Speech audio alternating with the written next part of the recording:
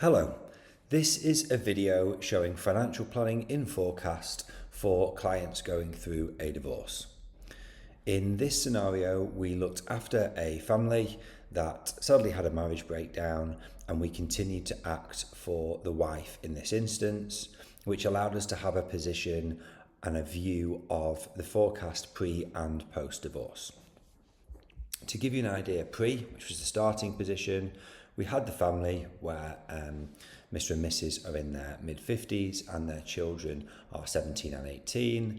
And then we had a wider, more basic level of costs, which we subsequently broke down so that we could look to allocate these pre and post divorce.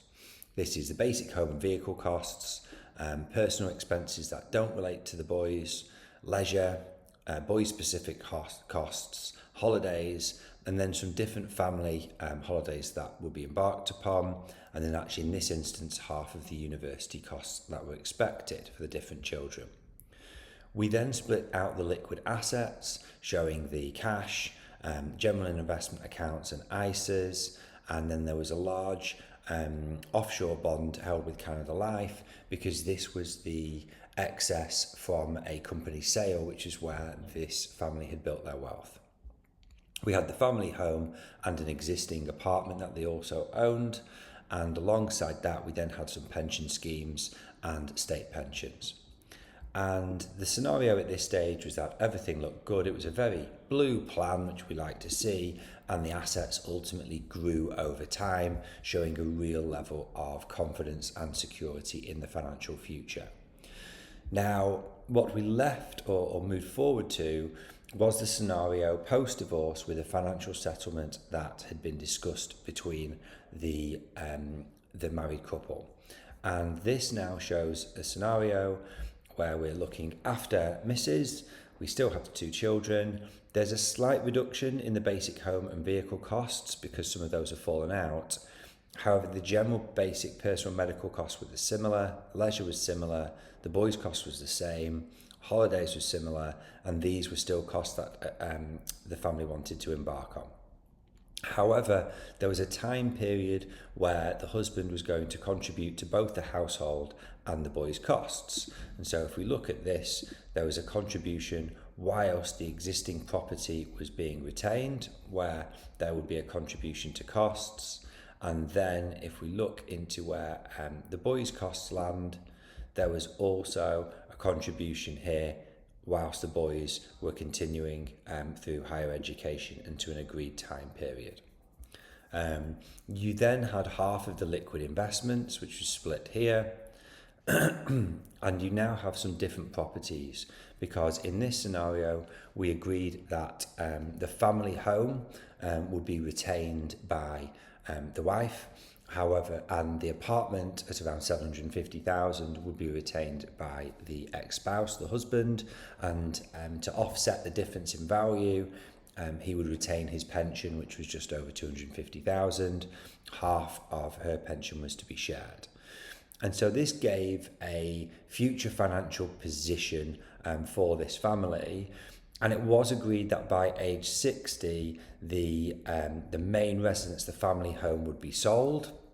Therefore, the contributions to household costs would cease. And it was agreed that a new property, around £750,000, would be secured by Mrs. in this instance. And that's where this spike is here.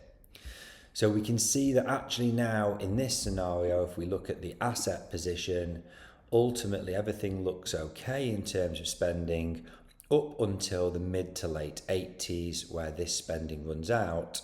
And that's because this blue here, these liquid investments, have been spent down and they're just left with the property. Now, whilst this wasn't ideal, it was heartening to see that it was later on in life. And actually, Mrs. said to us that she probably wanted a larger property here, whilst it's more likely that the boys might be coming back and visiting, but she would be very happy to downsize or right size in the future again. And so we rebuilt this plan with a secondary event here, where we've got age 75, we've got a property right size, where ultimately we've gone from the family home at $1 million to the home with children at 750,000 to the future home for life at 500,000. And what that allowed to happen was that additional assets were brought in, and it pushed out the longevity of the investments through until the mid-90s. And so a much more comfortable position. And what we could then start to do is start to talk about risk and return and different scenarios that we could run through. And one option was to calculate how much risk Mrs. was willing to take. We forecast generally forward at 5%, and we could see that if we grew the investments slightly further at 5.5%, we could plug that gap over here. So there's a number of different scenarios and a number of ways that we could adjust this. We could have reduced some spending to plug this gap. But overall, having this visualization of the finances where it was just showing her assets and her position, yet still having all of these different expenses and feeling really comfortable about where they sit, and then having a nice clear plan about where the property position would be, which was aligned with her wishes, gave a lot of comfort and a lot of security in what was obviously a difficult time period. Having this plan, we definitely felt, aided the divorce to run smoothly, which it did, and they remain friends now.